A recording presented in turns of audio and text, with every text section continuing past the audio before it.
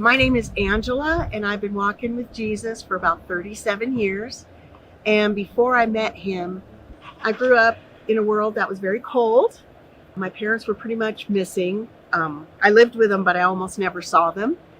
And they were, especially my mom, she hated anything to do with religion, especially Jesus. And I kind of grew up that way too. I was an atheist. When I was all of 18, one of my friends, who I thought was like a brother to me, I never thought of him as anything else, he wanted to go shoot fireworks on his birthday, which was the 4th of July, and drink. And so we did that. And he was pretty wasted, and I lived close to the mountains where we shot the fireworks. So he came home with me, and he was going to just sleep on the floor in my bedroom and then go home. Things didn't work out quite like that. He decided that he wanted to have me, and he took it. I was too drunk to fight him off, but I wasn't drunk enough to not know what was going on. I basically cried a lot while he did what he did. And afterwards, he kind of laughed it off, and he left. And shortly after that, I found out that I was pregnant. And the only moral code I had at the time was whatever I'd been force-fed in school and in the media. And at that time, there was a lot of push about the women's liberation movement and feminism. And basically, being a mom is kind of a stupid thing to do. You ruin your career. You tie yourself to this child. You tie yourself to a man.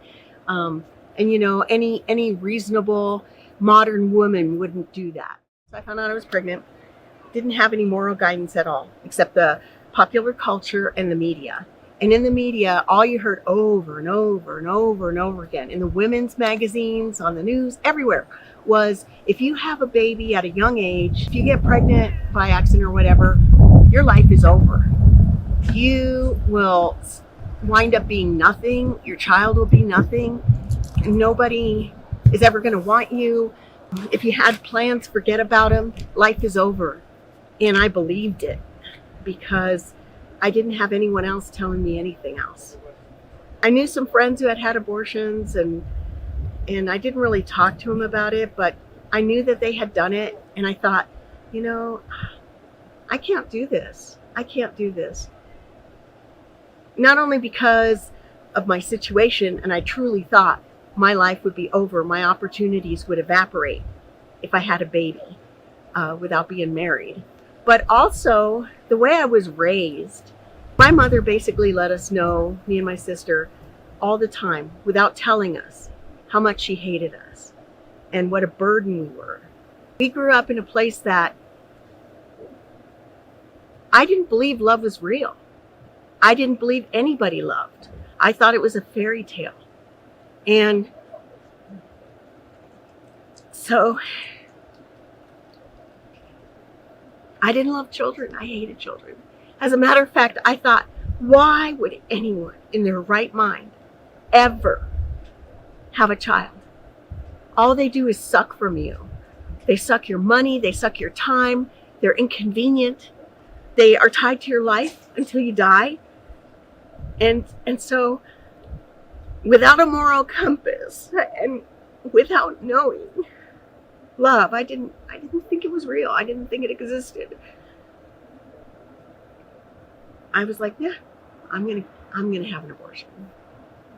That's fine.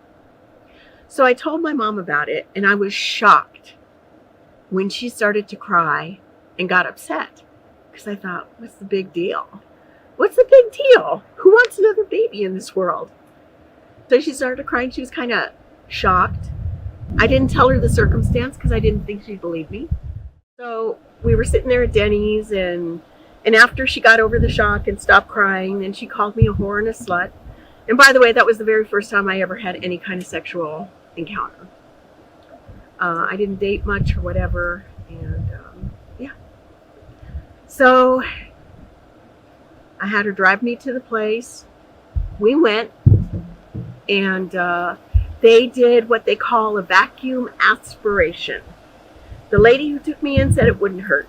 She said, we're going to put little glass rods into my cervix to open it up, she said, oh, it won't hurt at all. And there's, they start really tiny and then they get a little bit bigger and a little bit bigger until they get to this size. And she showed me the cannula, I think that's what it's called, the tube that the vacuum sucks through. And she goes, we'll open you up so it's big enough for this to go in. And she goes, oh, it won't hurt at all. That was a lie. That was a horrible lie. I know at one point I was screaming, and my mom could hear me screaming. And after they opened me up with the glass rods and they put in the cannula, I could hear them. I could hear it suctioning out what was inside of me. And again, it was horrible, painful. I thought I was going to faint. It was a good thing I was laying down. And it seemed to last an eternity, even though I'm sure it was only about 15 minutes. And then after it was all done, the lady was cold as glass. I mean, just cold. And she was like, okay, we're done. You can get dressed and, give yourself about 10 minutes. Make sure you don't faint or anything, and then you can go. I said, okay. And so I sat there, and I was kind of stunned and numb, and I don't know. It was surreal. I couldn't believe that just happened. I couldn't believe that my friend raped me. I couldn't believe it. And then I had to endure this because of him. By the way, he's the one who gave me the money. So I went out to the waiting room. My mom and I got in the car and we started driving home. And she told me, well, your color is better. And I said, yeah, all that toxic stuff the babies put in your body, that's gone. So I feel a little bit better. And then we sat in silence till we got home. And as we sat in silence, I kept thinking, what kind of a monster am I? Why don't I feel anything? They couldn't convince me. The media, nobody could convince me. I'm an engineer. I'm very logical, very scientific. And no idiot could convince me that an embryo was not a baby, that a fetus was not a baby. That's stupid. And anyone, who wants to believe that is conning themselves. But I tell you, so I knew it was a baby. So I'm in the car with my mom, and we're in silence. We're not talking. The radio's not playing. Both of us are in shock, which I was kind of surprised she was in shock. I thought she'd be elated because she hated me and my sister so much. I just assumed she hated kids. Yeah, what kind of monster am I? I don't feel anything. I know it was a baby, but I'm just cold inside. Why aren't I shook up? I mean, that's a human life. And even if I didn't want it, that's still murder. I knew it was. I continue to live my life, have my boyfriends, because once the guy I thought was kind of like a brother did what he did, then it was like, well, I don't need to worry about virginity, so I'm just gonna do whatever I want. So I did. The whole time, very depressed, not just about that, but about everything. Like I said, I didn't think love existed. And all I saw in life was misery and hardship, hatred, betrayal, rejection. So I knew, especially the lifestyle I was living, that I was going to be dead probably by the time I was 30, either by my own hand or by one of these gems I was dating. And I was okay with that. I was ready to go because there was nothing in this life for me. And then one day, I happened to get hauled into a church by one of those gems. And he had been in jail and everything. He was such a scumbag, but whatever. He wanted to con this church into helping us because we were broke down in Cheyenne, Wyoming, had no money, no nothing. And I was afraid to call my family because they hated him and I knew they hated me and I didn't know if they would help me or not. And I just couldn't handle another rejection. So after staying the night in a mission, which I never thought in my life I would ever do that, I spent the whole night crying and thinking, what in the world? I'm from a middle-class family. I'm educated. Why am I here? But anyhow, the next morning I woke up, I was still crying. I cried all night, cried that morning. I saw him looking in a phone book, and I said, "What are you doing? Do you know someone up here?" And I walked over and I saw he was looking for numbers for churches. And I said, "Wait a second. I wasn't Christian. I didn't know anything really about Christ or churches. I didn't know why anyone went to church, really. So I was like, "What are you doing?" And he said, "Well, if you give them a good story, churches will help you out." And I said, "You're going to freaking con a church?" And I said, "I'm not okay with that." So we went to this little church in Cheyenne, Wyoming. It was in a cabin, and we got there early because the mission kicked us out early. So we walked in, I'm sobbing my head off, embarrassed, don't know why I'm there.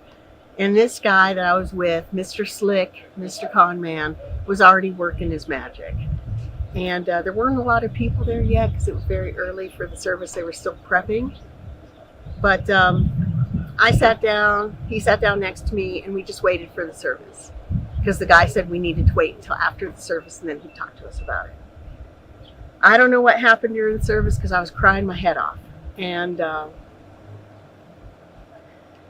but at the very end, the pastor, Pastor Mac, I remember his name was Pastor Mac, big old black guy. He said something about love and about Jesus, and that Jesus is love, and that he's real, and that he loved me. And I don't know, it was like a supernatural experience. I knew that I knew. Just like I know my own name. I knew he was real, and I knew he loved me and accepted me. And they asked anyone who was interested to come up to the front and receive him. And I don't even remember getting up out of my seat. I don't remember walking down there. I just know I found myself collapsed at the altar and people were praying for me. And that's how I met Jesus. Now, fast forward a bit, and part of being a Christian is you have to own your mistakes. And part of that is owning what I did. And I knew as I got to know Jesus and understand the Bible and understand, that life is so precious to him, I was horrified at what I had done. And yeah, I repented a bunch of times, and over the course of the years, I kept repenting. And one day, I don't know if I was repenting for the 100th time about this, Jesus basically said, "Stop." And this was like, what? And then I was like, "Was it a boy or a girl?" And he said it was a boy. And I was like, is the Lord telling me I would have had a son? Yeah, I would have had a son. And then he also told me that if I had carried him to term, I would have called him Oscar. And I said, "Lord, I have a son named Oscar?" And I had a hard time grabbing it. And then he said, "Yeah." He said, "Look here." And I saw this beautiful young man who was probably in his mid-20s to early 30s, I don't know. So handsome, so healthy, strong.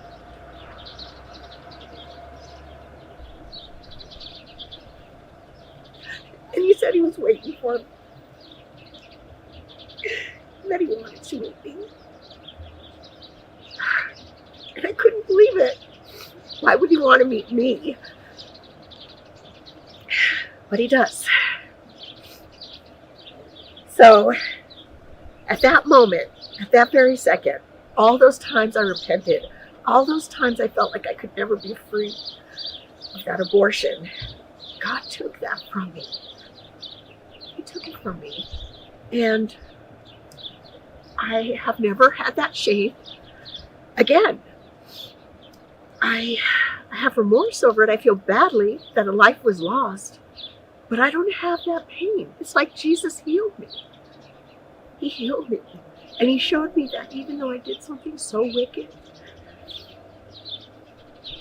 I didn't thwart his plan.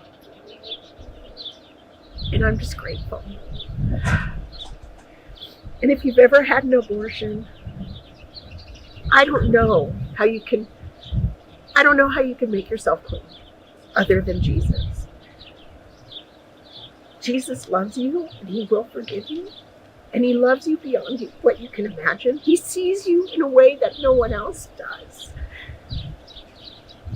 And it's not as a creep or a scumbag or selfish. He sees you as gold and he loves you. So if you want to be cleansed of that junk, that'd be my recommendation. Just come to him. And if you're contemplating it, don't do it. Don't do it. You'll carry it for the rest of your life. Oh, and I forgot this little tidbit. I don't know if it was because of the abortion or not, but I've never been able to have biological children. So I ended up adopting 2 beautiful girls that the Lord blessed me to have so much love for them that I don't care that they didn't come out of my body. But you know, that's something that I could have had. Anyhow, I hope this helped you.